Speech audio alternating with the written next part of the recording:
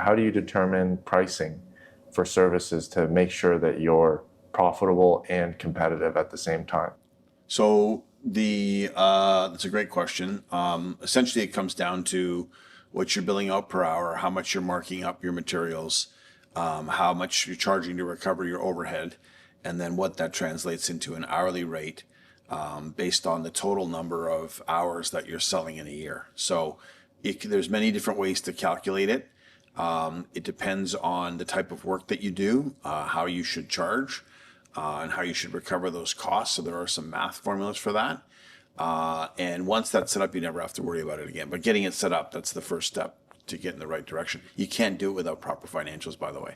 So if you try and recover your costs, well, there's guessing. So there's a number of different methods. One is, copy the leader. There is, just 2.5 times wholesale or 3 times wholesale. The problem is when you get into expensive materials, you'll start losing the jobs. So the truth of the matter is you really want to know your costs and you want to understand how to recover those costs.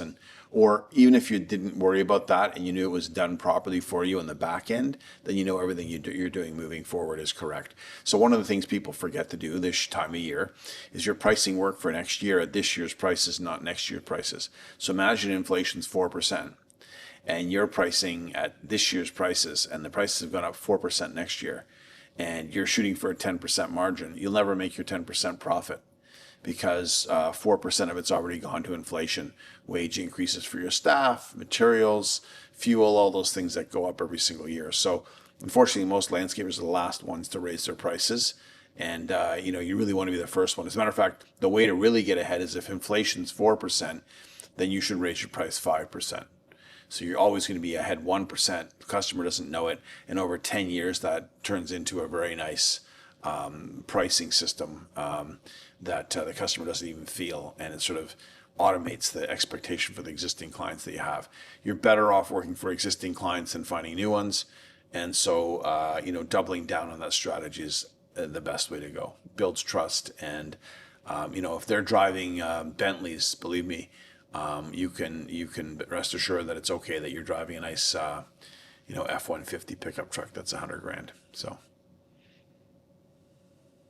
And is there also something there maybe about you're not commoditized if you work for high-end clients and you get business from referrals? Yeah. So the last thing you want to be is commoditized. That's where they're using you for a price, or even for pricing where you're doing estimating for people just as a check, a benchmark. So we had a lot of that happen. It really comes down to relationships. Like, why is this person hiring you? Are they hiring you for a price, or are they hiring you because they're scared their job's going to go south and they want quality? And, everybody should be fighting for that quality customer. And so there's a race. I'm sorry, there is a race. There's only so many clients out there. It's not a question of who has the work. It's a question of who has the better clients. And so everything you do right in your process, whether it's your invoicing, your pricing system, proof of what you charge and how you get from A to B, justifying your costs if you have to, is part of that brand and trust building process.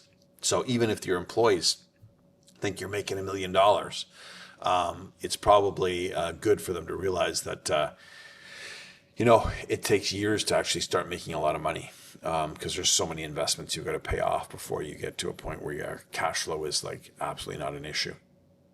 Does your landscape business generate between $1 and $10 million in revenue?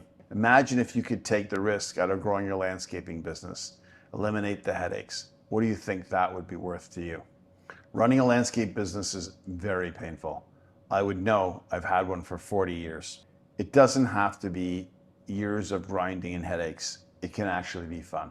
That's why we're hosting a free webinar for landscape contractors on financial management. We're going to share simple strategies so that you can make better decisions in your landscape business. Click the link below to sign up.